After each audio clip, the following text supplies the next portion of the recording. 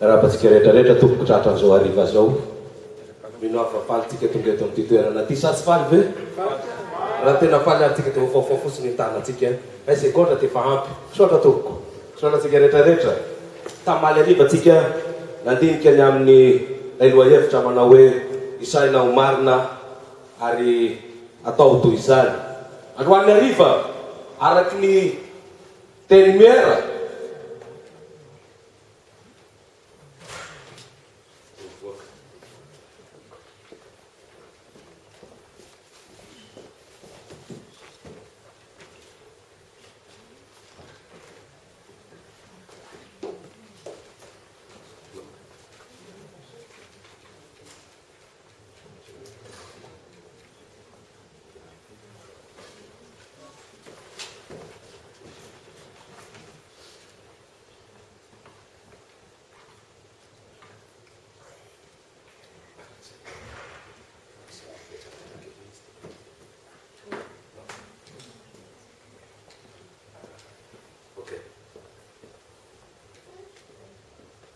Kristy lalàna ary ny kristianina zay zany loha hevitra rahantsika mamakafaka androany hariva tsy atao lava ny kabary tsy atao lava ny resaka fa tonga dia ho atomboka atsika le izy ho faritina tsirairay reo teny rehetrarehetra eo amin'ny écran reo iza Kristy iza ny lalàna ary iza ny kristianina zany ny rahantsika ho fakafakana ka iza Kristy rahantsika mijery ny andininy voalohany lioka toko faharoa andininy fahafolo ka hatramin'ny andininy faharaiky ambin'ny folo lioka toko faharoa andininy fahafolo ka hatramin'ny andininy faharaiky ambin'ny folo sao dia mba misy afaka mijery azy aloha mandrapa sao dia mba ety ihany izy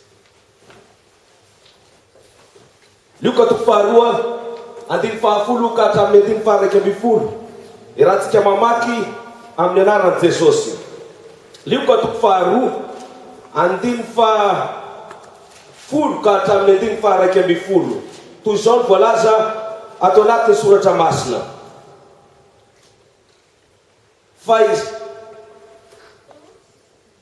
fa izay tanàna iakaranareo faharoa safady sa ato amin'ny fahafolo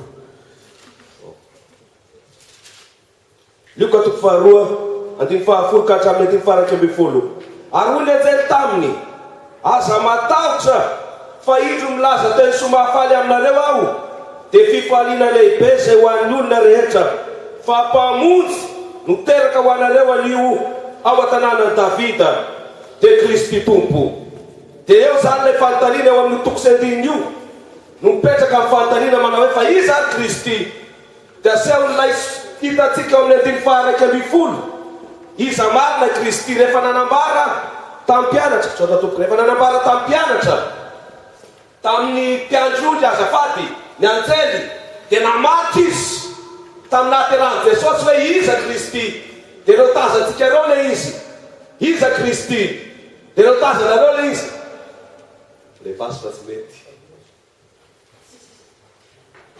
iza Kristy ny voalohany dia ozy izy ny andininy faharaiky ambin'ny folo hoe mpamonjy izy ary ny tapany faharoa dia milaza fa tompo izy dia reo zany ny famaritana hitantsika miaiky avy eo amin'ny filazantsara ny soratany lioka iza Kristy mpamonjy izy tompo izy zany ny famaritana amin'ny filazantsara ny lioka ka tsy ho lava ny resaka satria efa betsaka ny fotoana anatiny atsika zay toe zavatra zay dia valatsika mamaky indray ny asan'ny apôstôly toko fahaefatra ny andininy faharoa ambin'ny folo asan'ny apôstôly toko fahaefatra ka ny andininy faharoa ambin'ny folo rahantsika mamaky amin'ny anaran'i Jesosy ary tsy misy famonjena amin'ny hafa fa tsy misy anarana hafa ambany lanitra nomenan'ny olona izay azahoana famonjena zany hoe tsy misy anarana nizaniza ahafahana mamonjy ny olona afa-tsy ny anaran'i Kristy irery ihany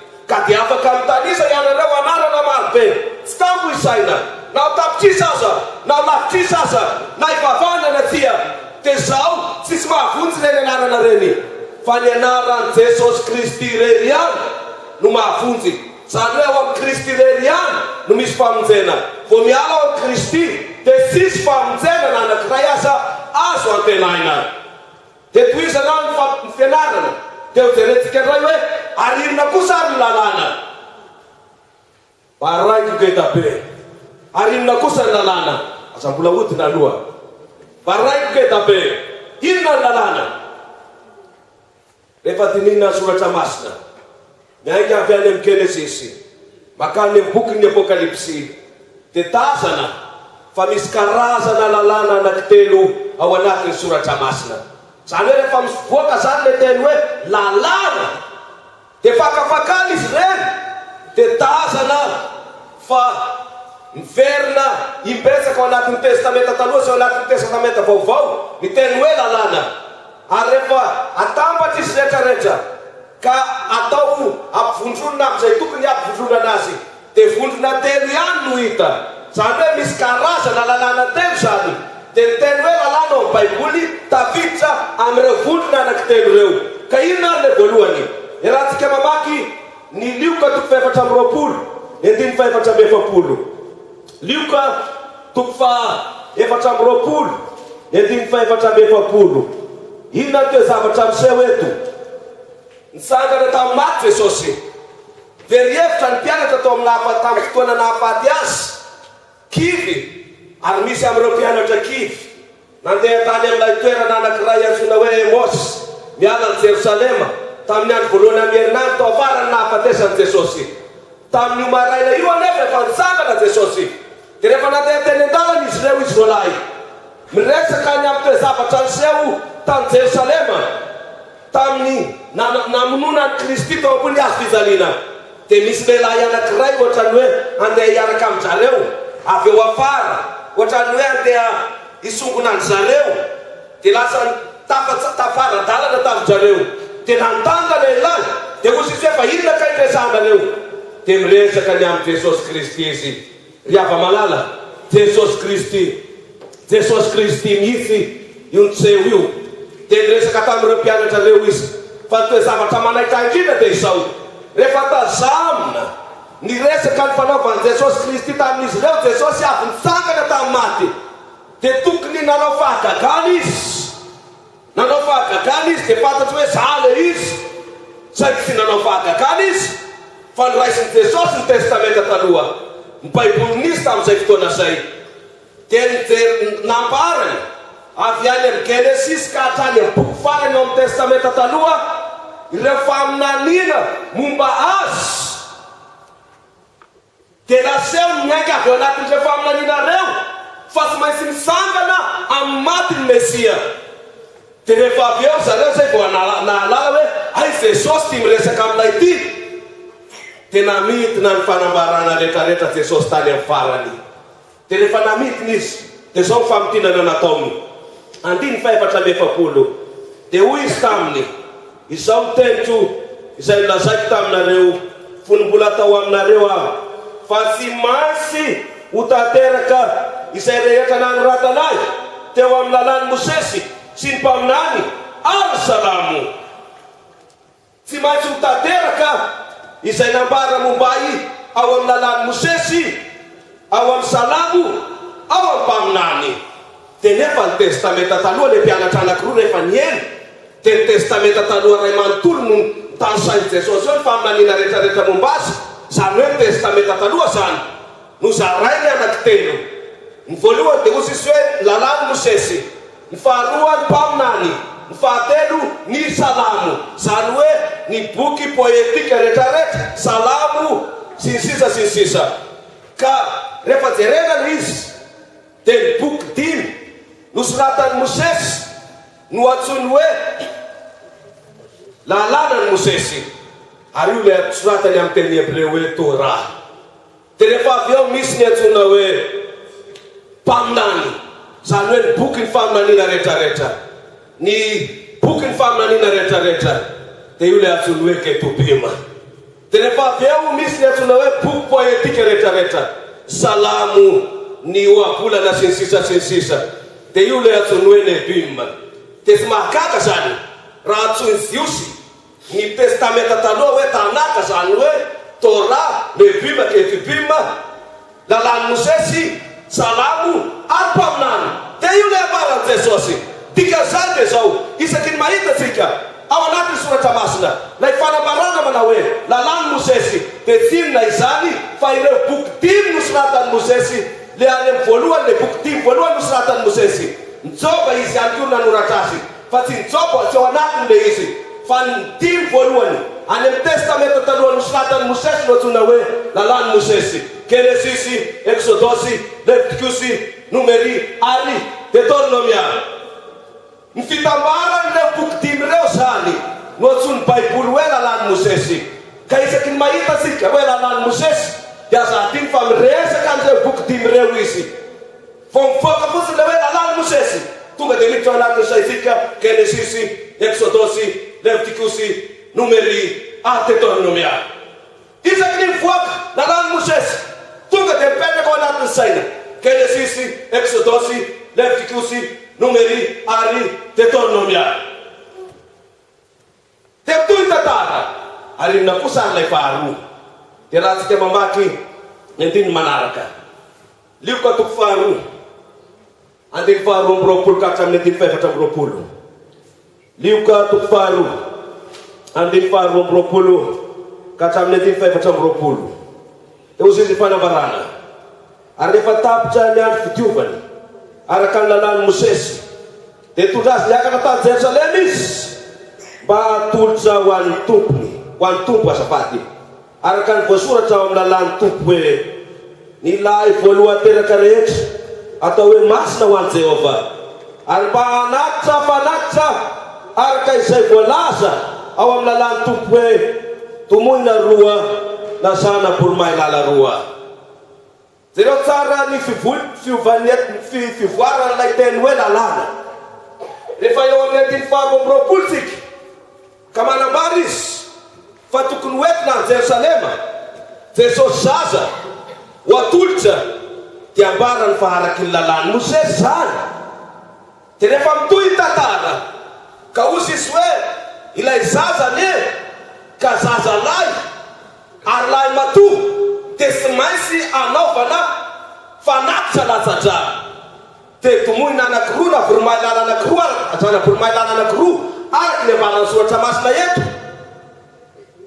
Zay tokony natao. Dia rehefa miteny an'io izy io fanatitra latsa-drà io, satria zaza lahy matoa lay zaza, dia ambara dia tsy mitohy ilay teny hoe lalàn'i Mosesy fa tenen'ny tsotra fotsiny hoe lalàn'ny tompo. Dia miova ilay fanambarana. Inona ny tiana ambara amin'izany?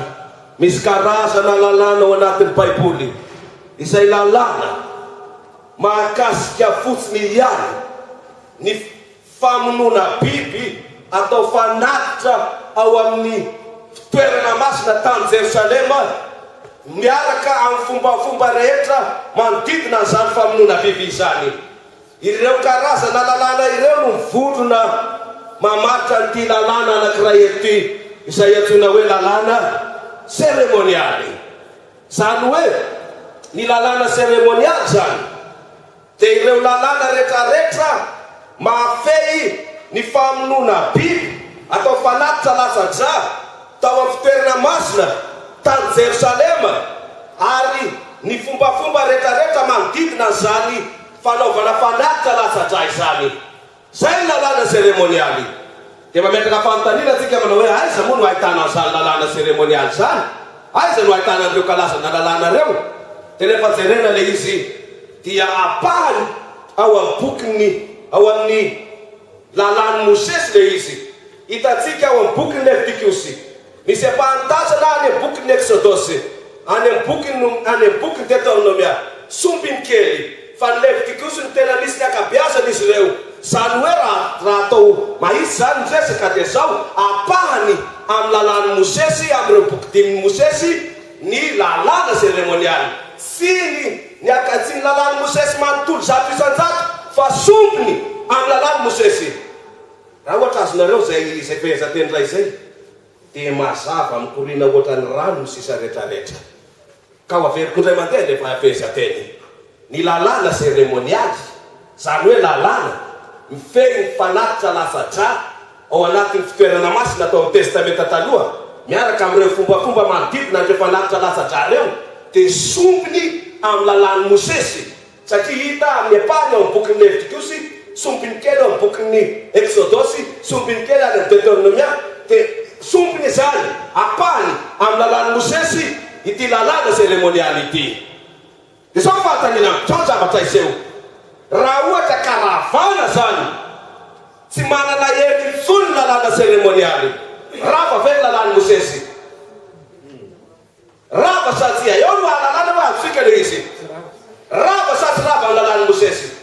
Tsy rava amin'ny lalàn'ny Mosesy fa apany amin'ny lalàn'ny Mosesy no rava, fa tsy ny lalàn'ny Mosesy no rava.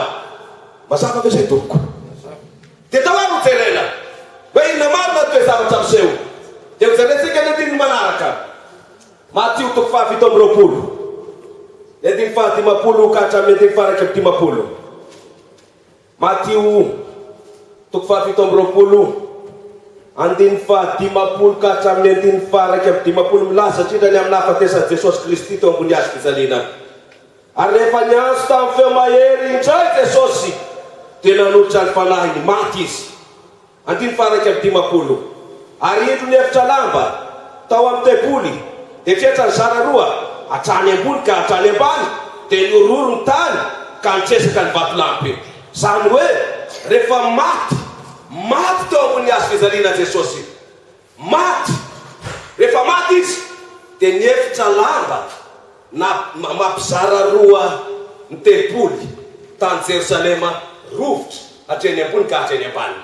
Rehefa tonga ao amin'ny tempoly nareo tamin'ny tempoly ny testamenta taloha dia tonga eo an-tokotany, io le antsony hoe parvis, dia eo zany no amononany biby, eo koa no misy n'ilay hôtely fanaovana fanatitra midorany.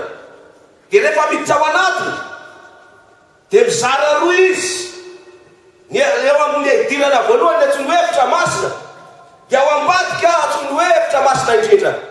Dia sy biriky avy any am-baton'ampy ny mampisaraka an'io fa voaly ny mampisaraka azy, efitra lamba. Dia eo amin'io efitra lamba io ny mpisorona no manao an'ilay antsona hoe famafazana raha impito amin'ny ankapobeny. Rehefa misy biby atao fanatitra latsa-draka entina ao amin'ny fitoerana masina ny rano, dia eo izy ny manao azy. Ka tamin'ity tolakandro ity, tamin'ny fotoana izay nahafaty an'i Kristy teo ambony hazo fijaliana io, raha sedra hiditra indrindra ny mpisorona hanao an'ilay famafazana raha dia gaga izy fa rovotra avy any ambony lamba mampisaraka ny efitra masina sy ny efitra masina indrindra. Dia nisy ampahanina tany, dia nisy ampahanina akaty, dia tsy afaka nanao tsony zareo fa vao miditra izy tonga dia tazany koa ny efitra masina indrindra. Izy no nanadrovotra anazy, na Andriamanitra nandrovotra ny fitoerana masina, na izy nandefanjely azafady androvotra n'ilay lamba, na izy nandefanjely hanao azy ananany ny rehetrarehetra ahafahana manao an'izany.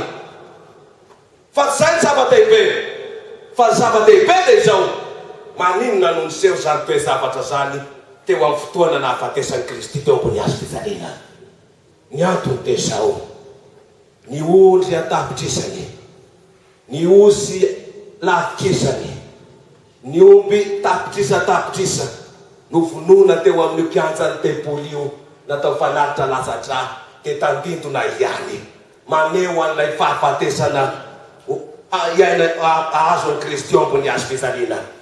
Ka rehefa maty ilay tena sorona dia tsy ilaina intsony ny tandindona, dia no vitin'Andriamanitra ny lamba rovotra dia tsy misy ilaina intsony an'ireo fanatitra latsa-dra ireo satria efa maty ilay tena fanatitra ho an'ny olombelona. Kristy ilay nandasaka ny rany nahafahantsika nanao fifamonjana koty maly ariva, dia tsy ilaina intsony ny fanatitra latsa-dra. Tsy mamonondry intsony, tsy mamonondry intsony. Laha ny andro fotsiny mamonondry izay mbola mamono amin'izao fotoana izao mampalahelo satria tsy mety ihany ny afatry ny filazantsara.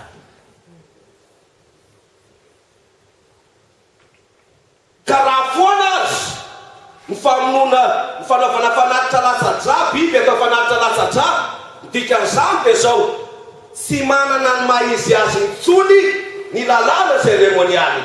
Tsy misy dikany intsony lalàna seremonialy, tsy ilaina intsony satria tsy ilaina intsony manao fanatitra lasadraha.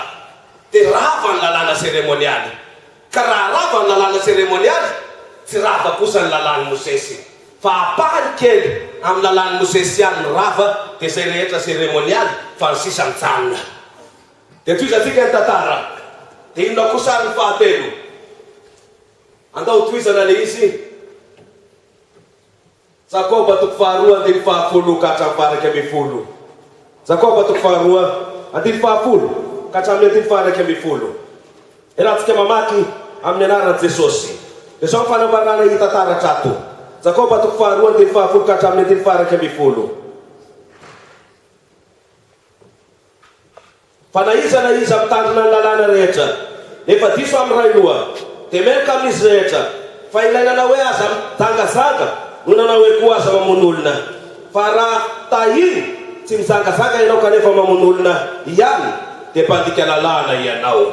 Zany hoe manambara lalàna izy eto.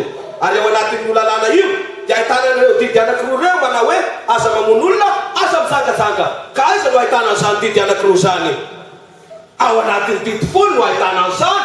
No zany ty lalàna ety zany dia tsy ny lalàny Mosesy akory.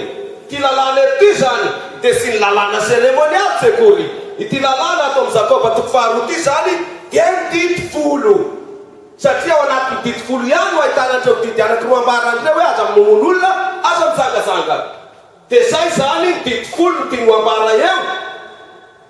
Tandrema nefa, fampitandremana, mandefa taratasy misoratra menamena Andriamanitra. Mandefa email misoratra menamena Andriamanitra. Mandefa fax misoratra menamena Andriamanitra. Alefa ny amin'ny DHL sy ny karazany ny afatra rehetrarehetra izay azo atao menamena. Tandrema. Fa misy didy folo tsy mitovy amin'ny any Baiboly. Afaka manao izay tiany atao ny olombelona, fa izao ny zavatra tokana ho tazomina. Rehefa didy folo tsy mitovy amin'izay ao anatin'ny Baiboly tsy izy, fa le ao anatin'ny Baiboly ny tena nataon'Andriamanitra. No zany dia izao, tsara androany ariva raha vakitsika ny didy folo ao anatin'ny Baiboly, mba halalantsika hoe inona marina kay zany ny tena didy folo. Dia rehefa mahita boky nareo ka misy didy folo, tsy hiteny anarany eto aho fa anjara tsirairay ny mijery. Dia efa ampitahinareo amin'ny Baiboly le izy hoe dia ampitahina amin'ny didy folo ao anatin'ny Baiboly. Dia rehefa tsy mitovy dia avela ho aly izy ho aly. Fa ny didy folo ao anatin'ny Baiboly rany, fa ino ny tena izy. Ka ino ary ny didy folo arak'izay hita ao anatin'ny soratra masina. Ho anareo izay manaraka amin'ny teny frantsay sokafo ny Baiboly. Fa tsy mety voasoratra ny akabiazan'izy rehetrarehetra misy le didy lava dia tsy voasoratra, dia tsy mety raha tsy mamaky nareo. Ndatsika ho any amin'ny Exodosy 2:20. Ao no ahitana ny didy folo dia any amin'ny boky Deutéronomia ihany koa. Exodosy 2:20. Didy voalohany, andiny fahatelo. Exodosy 2:20, ny didy voalohany ao amin'ny andiny fahatelo. Ozy izy hoe aza manana Andriamanitra hafa fa izao ihany. Izany hoe aza manompisapy. Dia mampalahelo ny mahita fa fitenin'olona ao anaty ho amin'izay manompisapy izay fotsiny ny didy voalohany. Zany hoe tsy manana Andriamanitra hafa hivavahana zany, fa dia ny Andriamanitra any an-danitra ihany dia ozy izy hoe ampy izay. Betsaka nefa ny olona no mametraka ny vola eo amin'ny toeran'Andriamanitra. Betsaka ny olona no mametraka ny voninahitra eo amin'ny toeran'Andriamanitra. Betsaka ny tanora no mametraka andrazazavavy ny tovolahy eo amin'ny toeran'Andriamanitra. Andrazazavavy mametraka ny tovolahy eo amin'ny toeran'Andriamanitra. Sy ny sisa, sy ny sisa. Dia rehefa fitinina zany didy voalohany dia ozy izy manao hoe ny toerana an'Andriamanitra aza metrahana zavatra hafa ary aza metrahana olona fa nazy ihany io dia Israely ihany no eo dia aza menan'izan'iza ary aza metrahana zavatra hafa. Fa tsy hoe manompisapy fotsiny ihany ekena manompisapy mandika an'io, fa ny mametraka ny vola eo amin'ny toeran'Andriamanitra dia mbola mandika an'io didy io ihany koa. Sy ny sisa, sy ny sisa. Didy faharoa, andiny fahefatra ka hatramin'ny andiny fahenina. Aza manao sarin-javatra voasokotra ho anao, na mety hoentriky ny zavatra izay eny amin'ny lanitra ambony, na izay ty amin'ny tany ambany, na izay any amin'ny rano ambany tany, aza mekoky eo anatreny ary aza manompo azy fa izaho Jehovah-Andriamanitra dia Andriamanitra sary-piaro ka mamaly ny heloky ny ray amin'ny zanaka hatramin'ny zafy sy ny zafy doalika dia amin'izay makahala nefa kosa mamindra fo amin'ny olona arivo mandimby izay ty ay ka mitanana ny ditiko. Zao ny fanambarany dito faharoa, aoka tsy hanamboatra sarin-javatra voasikotra ao ty ekoky eo anatrehany. Na ahoana zany sarin-javatra voasikotra zany dia aza mekoky, aza manao an'izany moa izy ary aza mekoky eo anatrehany. Dia mety ametraka fanontaniana ianao tahaka an'ilay lehilahy anankiray nataoko batisa tamin'ny taona 2023 oktobra 2000. Dia rehefa vita ny batisa rehefa arivo dia hozy izy tany pasteur tsy manana asa intsony aho fa lasa sommaire fa mpivarotra décoration izy, bois sculpté sy marketerisé nambositra. Ka tena marina zany fa tany le izy. Dia niteny tamiko izy hoe tsy manana asa intsony aho pasteur. Dia gaga vahoana bakiropitra nga ny magasinareo. Dia hozy izy hoe ka mandika ny tety faharoa dia foanana. Dia teo any nanazava tamindray fa ny tety faharoa le tsy miteny manao hoe zavatra voasikotra décoration haingon-trano ohatra tsia, fa zavatra voasikotra tena namboarina atao fiakovana tahaka ireny hitantsika rehefa miala ny Behenjy eo amin'ny sisiny akavian'ny lalana eo anelalelan'ny Behenjy sy Antananarivo. Mino avy amin'ny lalana ny akaviazany aminareo dia mahita azonao bedema izy tsy tamo isaina. Zany hoe rehefa zavatra voasikotra zany namboarina atao hiakovana, zay lay ty notenenleto. Dia aza manana an'ireny ozy izy ary aza mekoky eo anatrehany akoriny. Dia mbola apikolava an'le izy na ny manao mampiasa ny anaran'Andriamanitra aza anaovana senet sy comédie sy ny karazany dia mifanohitra amin'ny tity faharoa. Dia tsy ilaina zany ny mihaino an'le hiran'le mpihira le fantatrareo iny ny anarany le manasimpasimpa ny anaran'Andriamanitra manomboka amin'ny esa le izy dia taranareo ny manohy azy dia za tsy hanohy itsony. Dia tsy ilaina zany ny mihaino ny hirany satria fanasimpasimpana ny anaran'Andriamanitra. Zay a, dia tsy ilaina zany dia ny mpitarika tanora zany dia tokony hitariny tsy avelanao sketsa ny anaran'Andriamanitra atao fimehezana ny anaran'Andriamanitra tsy tokony avelanao an'izany ny tanora satria ny anaran'Andriamanitra tsy atao an'izany. Dia hotohizany moa izy eo amin'ny tity fahatelo andiny fahafito, aza manononona foana ny anaran'i Jehovah-Andriamanitra ao fa tsy atao Jehova ho tsy manatsiny izay manonona foana ny anarany. Io anaran'Andriamanitra io zany tsy atao sy ambanimbanina, tsy tonontononina fahatany fa rehefa mamoaka an'io ny lela mitonona n'io anarana io ny fo kosa manome aja sy voninahitra satria masina Andriamanitra mivoaka ny fanambarana eo amin'ny vava, ny fo kosa manome aja sy voninahitra n'ilay Andriamanitsika. Zany ny tity fahatelo ka aza tonononona foana ny anarany. Potipoteo reny CD sy DVD misy sira manasimpasimpa ny anaran'Andriamanitra reny fa tsy ilaina azy reny. Tity fahaefatra, mahatsiarova ny andro sabata anamasina anazy. Enay manano iasanao sy anaovanao ny raharanao rehetra. Fa sabata Jehovah-Andriamanitra ny andro fahafito ka aza manao raharaha akory ianao an'izany andro zany, na zanakao lahy, na zanakao vavy, na ny ankizy lahinao, na ny ankizy vavinao, na ny pikiopinao, na ny vahiny izay miditra ao am-baravadinao. Fa enay manano nanaovan'i Jehovah ny lanitra sy ny tany sy ny ranomasina mpamizay rehetra ho aminy. Dia nisatra izy tamin'ny andro fahafito, izany no nitahiny Jehovah ny andro sabata sy nanamasinany azy. Tity faefatra tompoko dia milaza an'izao fanambarana manaraka izao. Rehefa amin'ny herinandro, amin'ny andro enina voalohany amin'ny herinandro ozy izy dia miasa fahazalany andro manao rami, miasa fahazalany andro ny sotrotoka. Ary rehefa tonga ho sisy ny andro fahafito dia aza manao raha kory ianao amin'ny andro io, na ianao na ny zanakao lahy na ny zanakao vavy na ny ankizy lahinao na ny ankizy vavinao na ny bibikioponao na ny vahiny tafiditra eo am-bavadinao, aza manao raha ho sisy amin'ny andro io andro fahafito io. Fa Andriamanitra ho sisy namorona ny zavatra rehetra erinandro, ary rehefa tonga ny andro fahafito mizatra izy. Zany dity fahaefatra, dity fahadimy, andiny faharoambifolo. Te ho sisy ny andiny faharoambifolo. Manazany raha inao sy ny reninao, mba maro andro ianao ao amin'ny tany izay omeny Jehovah Andriamanitra ho anao. Zany hoe azao ny ray aman-dreny. Misy metrany anefa ny fanazana ray aman-dreny, satria misy ray aman-dreny ambony ray aman-dreny, misy mena ambony mena. Zay le oabolana malagasy, misy ray aman-dreny ambony ray aman-dreny. Ka tsy milava resaka fa tonga dia hoe any amin'ny soratra masina isika ataontsika ho amin'ny asan'ny apôstôly toko fahadimy andiny fasy ambifolo.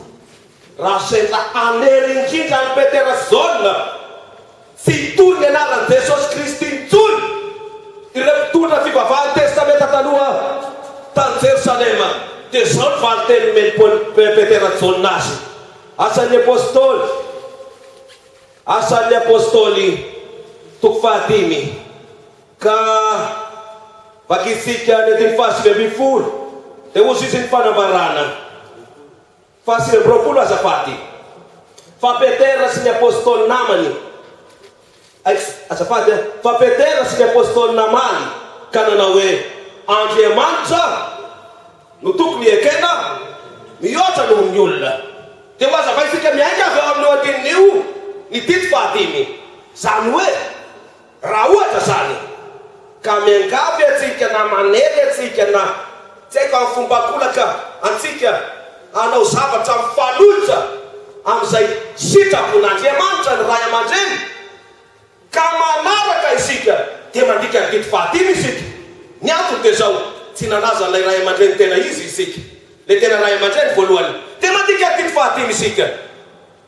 Raha ohatra kosa ka miangavy na manao akolaka na tsy haiko le ray aman-dreny ary tsy mifanohitra amin'izay takin'Andriamanitra ny zavatra ataony, jaga ny zavatra angatahany dia ianao zay manohitra, dia mbola mandika ny dity fahadimy ihany koa ianao, satria tsy manaza ny ray aman-dreninao ety an-tany. Dia mino afa mazava tsara zay endrin'izay, rehefa mifanohitra amin'ny sitrapon'Andriamanitra dia ampirinina tsara ny anaty tiroara, tsy arahana le izy, kanefa atao ampanazana sy ampitiavana lehibe fa ny an'Andriamanitra rana. Andriamanitra ny tokony ekena mihoatra noho ny olona. Manazany raha inao sy ny reninao, mba maro andro eo amin'ny tany izay omeny Jehovah Andriamanitra ho anao ianao. Dity fahaenina,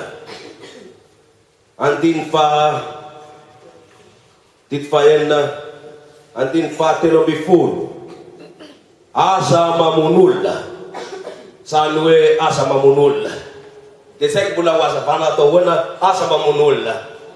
Fikarohana natao dia izao, karohana amin'ny bokin'ny Exodosy hoe firy isan-jato ireo toko sy andininy miteny hoe aza mamon'olona ao amin'ny bokin'ny Exodosy no milaza fa amin'olona tsy misy ahoana reny andika anazy préméditation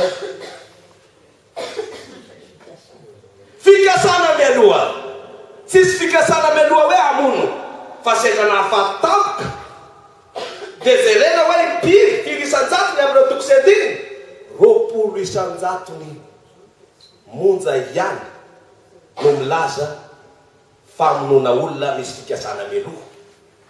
Fa mihoatra ny 20 isan-jatony milaza famonona olona misy na tsy misy fikasana mialoha, zany hoe mamono olona tsotra fotsiny ihany. Tianao temerina ke zao, aiza ny toerana misy ny Exodosy toko faharoapolo andiny fahatelo ambifolo teo amin'ilay faharoa misy azy. Tsy voafaritra le izy hoe misy fikasana mialoha na tsy misy. Ka ny tiano tenenina zany dia zao, na misy fikasana mialoha na tsy misy, rehefa namon'olona ianao dia nandika ny dity fahaenina. Raha ohatra ianao ka mamitoaka dia nandeha tona tomobile mafy dia nanton'olona dia hozy tsy falahiniko, tsy neritreritra hoe amono an'ilay olona, dia nandika ny dity fahaenina ianao, ataon'olona. Zava-dehibe amin'Andriamanitra ny afa-malala dia miaina izay ny foroniny. Miaina ny foroniny ny zava-dehibe aminy. Ary na mamono tena azy ianao dia mandika ny dito fahaenina ihany. Satria zava-dehibe amin'Andriamanitra loatra miaina izay ny foroniny. Dia manota ianao mandika ny dito fahaenina. Dia aza mamono tena rehefa mafy miaty.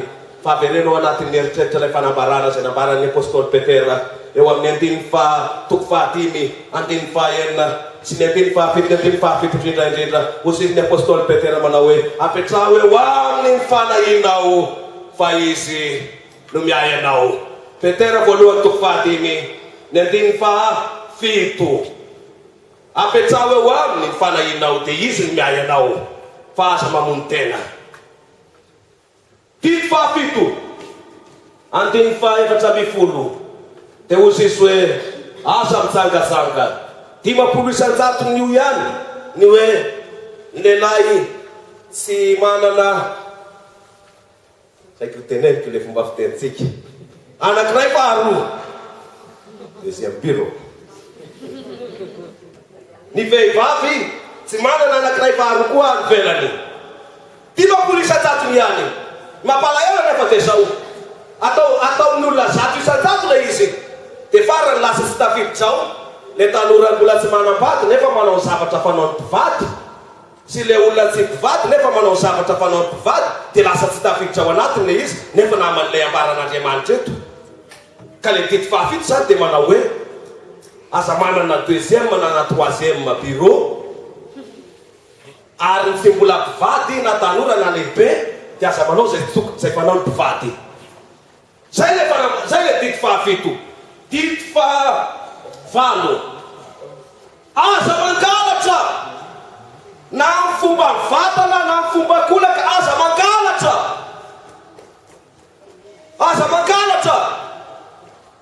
Ary raha hitarika anao angalatra ny fanaovana politika dia aza manao politika satria mandika ny dito fahavalo aza mangalatra dia jereo tsara kely fanambaran'Andriamanitra. Alao tsara le izy raha voapoitra ny fahotana dia zao ny fanambaran'Andriamanitra tamin'ny Adama ny atsembohan'ny tavanao no hinananao fa tsy hoe ny fikikisanao karatra kely antsoina hoe française des jeux no hinananao. Ao ambadiky ny filokana rehetrarehetra dia tsy ahitanan'Andriamanitra ry ava-malala fa ahitanany devoly. Firy ny finamanana potika, firy ny fianakaviana potika, firy ny ankizy potika ny fiainany noho ny filokana. Ka miasa isika fa tsy hiloka. Sany nidrafitr'Andriamanitra hatany am-piatoana. Dia aza manao azany fa miasa, dia aza mangalatra sany ny fanambarany soratra lasa. Sany dito fahavalo, dito fahasivy, 5:40 aza mety ho vavolombelona mandaika anamelika ny namanao. Zany hoe aza miteny lainga mihisy na mieritreritra lainga na dia sompiny kely aza fa tsy ilaina izany. Sambatra ny marina sy mahitsy eo anatrehan'i Jehovah Andriamanitra Israely. Ka dia marina sy mahitsy hatrany anatin'ny eritreritra sy mieritreritra lainga kory aza fa tsy hoe miteny tsy miteny lainga fotsiny ihany. Dito fahafolo 7:10 aza mitsiriritra ny tranony namanao, aza mitsiriritra ny vadiny namanao, na ny ankizy lahiny na ny ankizy vaviny, na ny ompiny na ny borikiny, na izay mety ho an'ny namanao akory aza. Izany hoe rehefa ny namanao na olona na zavatra aza mitsiriritra n'izany. Zay ny dito folo. Ary raha misy hafa an'izay dia tsy izy fa izay ilay vakisika zay no anatin'ny baiboly na version ino na vakisika na version ino dia zay le izy. Ka zay dito folo tsy mitovy amin'izay zany dia tsy izy fa ireo dito folo ireo. Dia dia tohizantsika ny fianarana dia petraka fahatanina manao hoe Jesosy ve nanam-pikasana handrava dito folo. Satria matetika rehefa milaza an'io dia hozy izy olona hoe fa rava zany rehetrarehetra zany dadapasy io tsy ilaina intsony. Ka nanam-pikasana handrava'io ve Jesosy. Matio 5:7 Matio 5:7 raha tsika mamaky amin'ny anaran'i Jesosy 5:7 Aza ataonareo fa tonga ao andrava ny lalàna na ny mpaminany io. Tsy tonga ao andrava fa ana tanteraka. Ozy izy Jesosy. Aoka tsy ho diso fandraisana ianareo. Fa tsy tonga andrava ny lalàna izy ao fa tonga ana tanteraka. Olana mipetraka. Misy karazana lalàna anankitelo.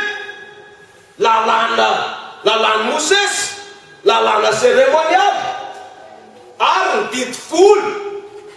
Dia tsy maintsy apetraka zany ny fanontaniana manao hoe iza amin'ireo anankitelo ireo no ambaran'i Jesosy eto.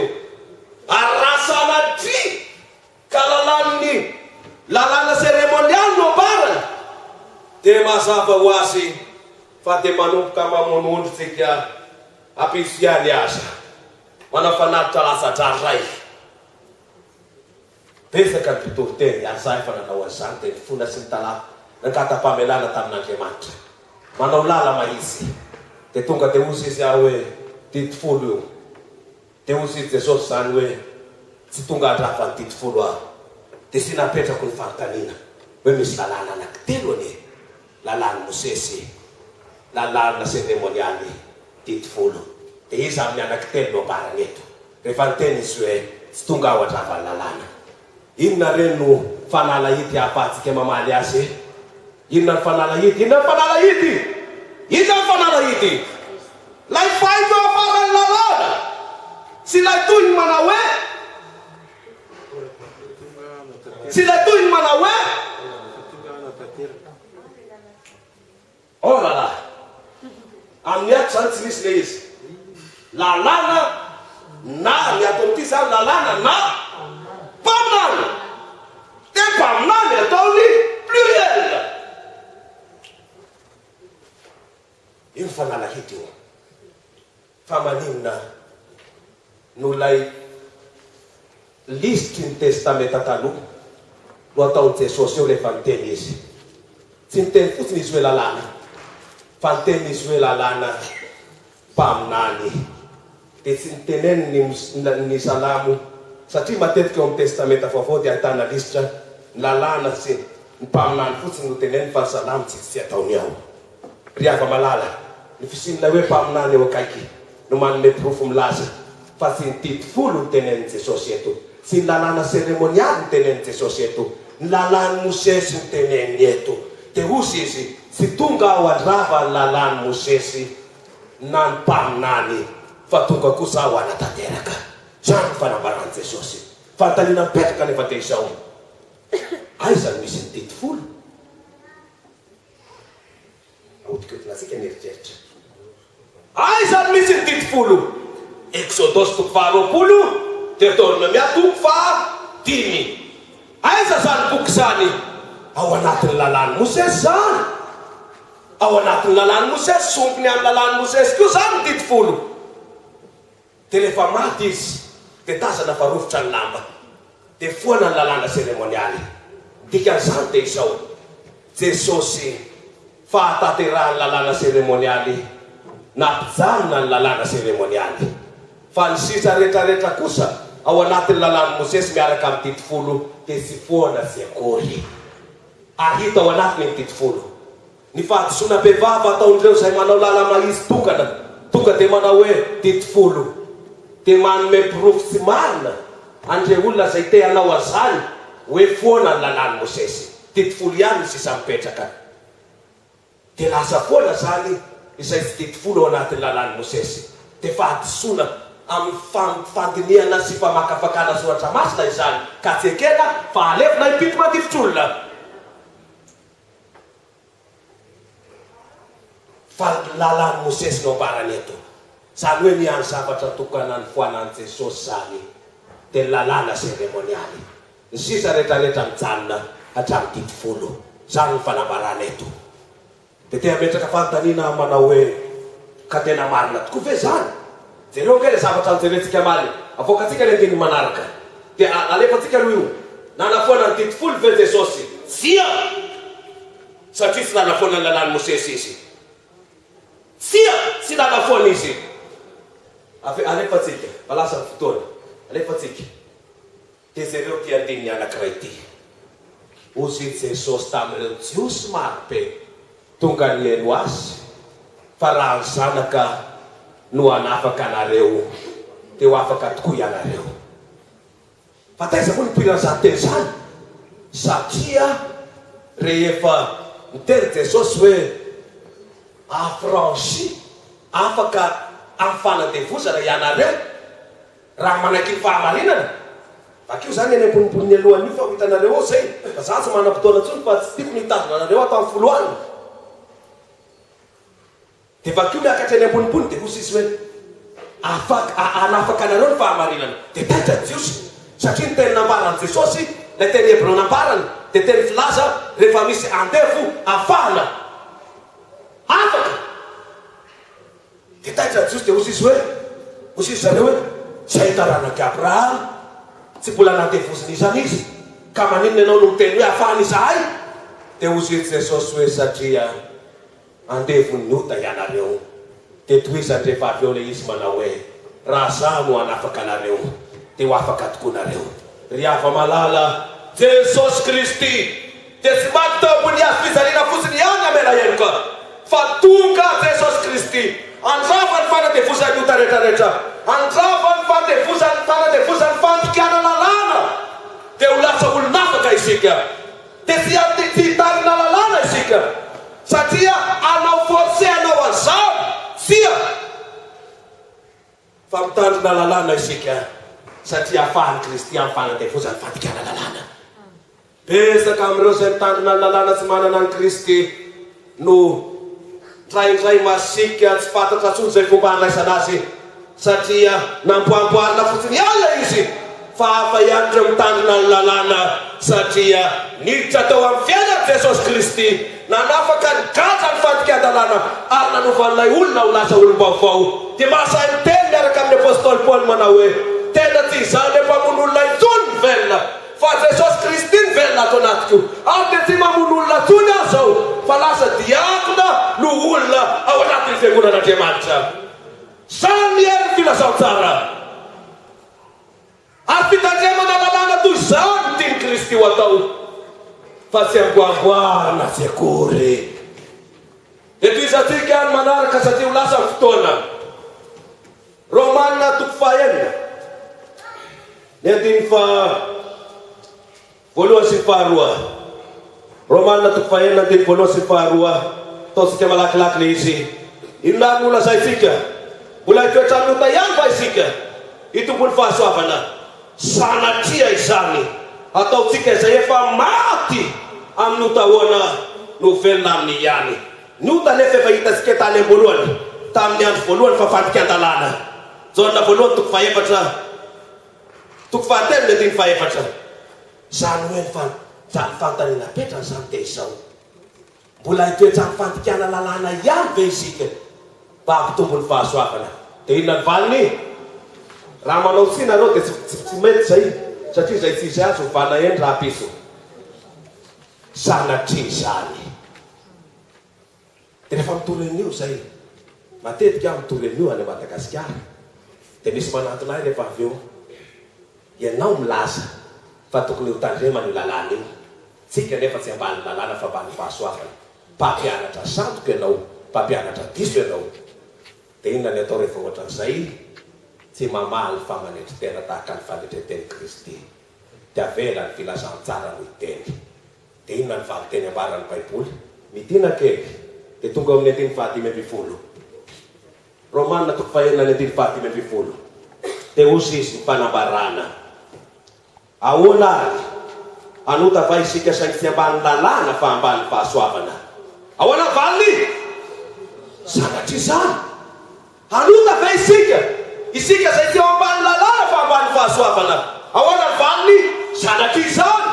Andika lalàna va isika zay tsy ambany lalàna fa ambany fahasoavana? Sanatria izany. Ny famitinana ny havatra marany Baiboly dia izao: ny olona eo ambany fahasoavan'i Kristy dia velona ao amin'ny Kristy, afaky Kristy amigatra ny fandikan-dalàna ary atao lasony vaovao mitandrina ny lalàny.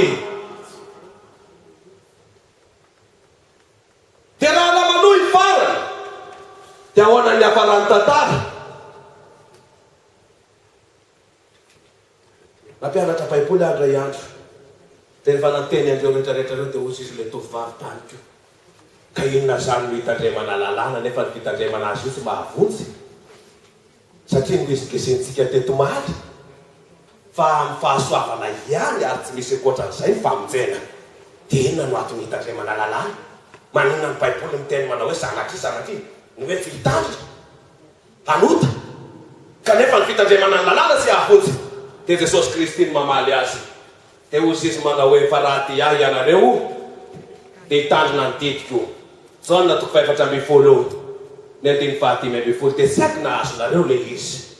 Fa tsara ho azavana kely alohan'ny tena iravana. Fa zao no teny ambara. Ny tanako dia voafasika teny ambony hazo fijaliana, izy anankiroa. Ny tongotro dia voafasika teny ambony hazo fijaliana. Niakitra ny mangidy sy ny mafy teo ambony hazo fijaliana aho. Fahafatesana mahatsiravina ny ainako teo ambony hazo fijaliana. Satria nandika lalàna ianao. Satria nandika lalàna aho. Fa izao afaka ianao. Voavela ny eniko no fahafatesako. Afaka ianao. Dia hozy izy manao hoe azaverina itsony le zavatra niaretako maharary teny ambony hazo fijaliana iny. Ianao le izy. Zay na tiano ambara. Zay na tiano ambara. Ataotsika ahoana ny andehanao hoe alao amin'ny fanahinina miesilesina izy andeha mbolao toiziko ihany ilay zavatra nahatonga ny Jesosy ko maty teo ambony hazo fijaliana. Ka raha ty azy sika tia ny rana latsany, tia ny famonjena ny meny atsika tandremo ny didiny fa tsy fanifandikanany iny ino nahatonga azy maty sy voafasika teny ambony hazo fijaliana. Zany no tiany ambara eto. Dia faranana ny tantara. Fa izao ary mba iza kosa ny kristianina. Iza ny kristianina. Apokalipsy 4:12. Indro ny faharetan'ny olona masina dia izay mitandrina ny didin'Andriamanitra sy ny finoan'i Jesosy Kristy. Satria le izy. Apokalipsy 4:12. Olona masina. Le teny gatsika io indraindray tsy ampy io mampalahelo. Fa rehefa jerena ary amin'ny anankiray izy amin'le misy ahafahana mijery azy mandalina koa io ohatra. Dia zareo fa misy esany amin'ny farany. Ny olona masina dia sy niesa zany hoe olona be dia be io zany fa tsy olona anakiraika fotsiny. Be dia be. Ka le fiangonana ny tiano ambara eto ry hava-malala. Isika kristianina ny tiano ambara eto. Isika hozy izay kristianina dia mitandrina ny didin'Andriamanitra ary mitazona ny finoanan'i Jesosy Kristy. Raha tsonona ny resaka dia zao. Tsy azo sarana ny fitambaran'ny anankitelo na ny antsoina hoe alliance entre les trois. Jésus, Jesosy, ny lalàna ary kristianina. Tsy azo sarana. Raha vao mampisaraka ianao dia vita ny aminao. Dia rava ny zavatra rehetrarehetra dia tsisy famonjena tsony azo antenana. Dia tsy azo sarana. Ny lalàna dia avy amin'ny Kristy. Izy ny nanome azy.